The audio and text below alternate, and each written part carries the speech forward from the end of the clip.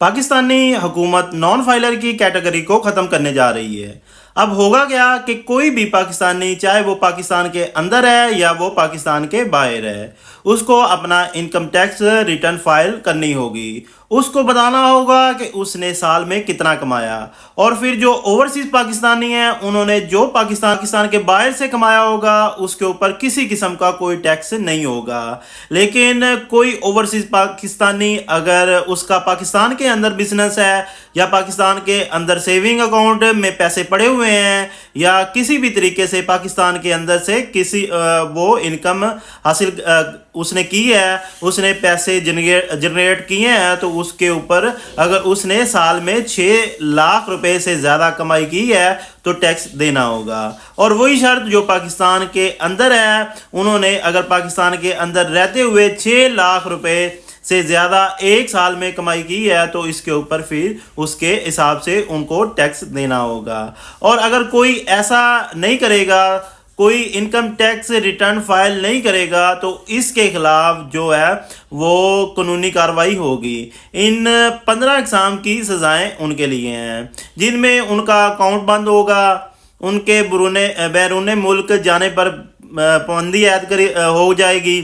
اس کے علاوہ گاڑی کی خرید و فروخت وہ کر سکے گا، اس کے بعد پراپرٹی کی خرید و فروخت وہ نہیں کر سکے گا، اور ان کی موبائل جو سم ہے وہ بھی بند ہو جائیں گی۔ اور اس طرح بہت سی اہم چیزیں ہیں جو کہ وہ نہیں کر سکتے۔ سمپل یہ ہے کہ کوئی بھی بزنس مین، کوئی بھی کام کرنے والا بندہ کوئی کام کر ہی نہیں پائے گا جب تک وہ فائلر نہیں ہوگا، مثلا کہ وہ اپنی فائل ریٹرنز نہیں کرتا۔ تو یہ نہیں کہ اس طرح کی سختی کی جائے گی۔ اب یہاں پہ ایک اہم چیز ہے کہ نان فائلر کی کیٹیگری کب متعارف کروائی گئی تھی اور اس کو ختم کیوں کرنا پڑ رہا ہے۔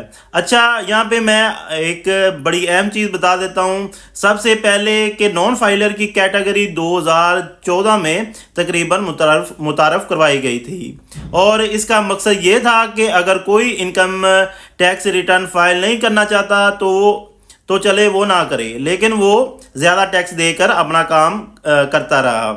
یہ نہیں کہ گاڑی کی خرید و فروخت، پراپرٹی کی خرید و فروخت جو فائلر وہ ٹیکس کم ہوتا ہے، نان فائلر پہ وہ ٹیکس زیادہ ہوتا ہے۔ اور بینکنگ ٹرانزیکشن جو نان فائلر ہے ان پہ ٹیکس زیادہ ہوتا ہے، اور جو فائلر ہوتا ہے اس پہ وہ کم ہوتا ہے۔ تو یہ کیٹیگری اس ٹائم متعارف کروائی گئی تھی۔ چلو یار، جس نے انکم ٹیکس ریٹرن فائل نہیں کرنی وہ نان فائلر رہتے ہوئے سارے کام تو کر لے، لیکن ٹیکس زیادہ دے گا۔ لیکن جو گورنمنٹ کا ایک ہدف تھا اس تک وہ نہیں پہنچ سکی، اور جس وجہ سے ابھی اس کیٹیگری کو ختم کیا جا رہا ہے۔ یہاں پہ ایک اور چیز ہے جس میں جو غریب عوام ہے ان کو لوٹا جائے گا۔ وہ کیسے؟ اگر ہم 2014 کی بات کریں تو 2014 میں جو بندہ سالانہ 6 لاکھ یعنی کہ ایک ماہ کا 50,000 روپے کماتا تھا، وہ 50,000 2014 میں بہت زبردست اس کی ویلتھ تھی۔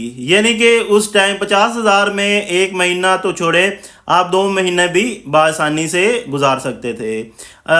15,000 سے زیادہ جو ہے وہ بل نہیں آتا تھا، سارے اخراجات 15-20,000 میں وہ بڑے اچھے طریقے سے مینج ہو جاتے تھے۔ لیکن آج کی ڈیٹ میں اور دوسرے نمبر پر اس ٹائم ایک عام بندہ، ایک مزدور بندہ 50,000 ماہانہ نہیں کما سکتا تھا۔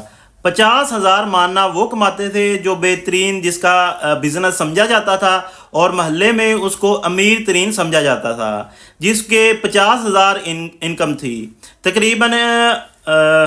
اور آج کے دن میں 50,000 ایک مزدور بھی کما لیتا ہے ماہانے کا، لیکن 50,000 میں وہ گزارا نہیں کر سکتا کبھی بھی۔ 50,000 تو شاید اس کا بجلی کا بل نہیں، تقریباً وہ بھی 55,000 ہو جاتا ہے۔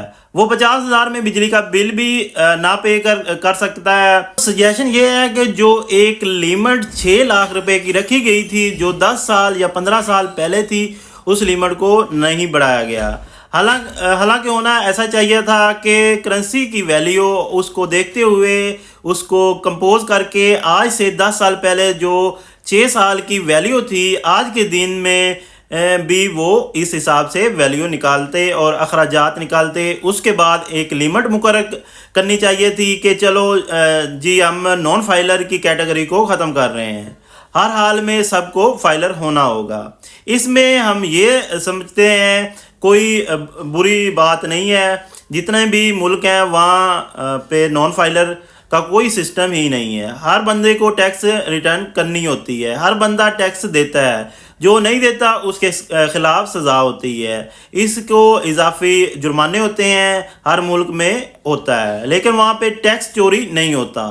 وہاں پہ جو بندہ ٹیکس دیتا ہے اس سے پتہ چلتا ہے کہ یار میری حکومت سے مجھے کام پڑ سکتا ہے، کوئی مصیبت ہوگی تو میری جو ٹیکس ہے اس کی ویلیو ہوگی اور مجھ سے اس پہ مدد کی جائے گی۔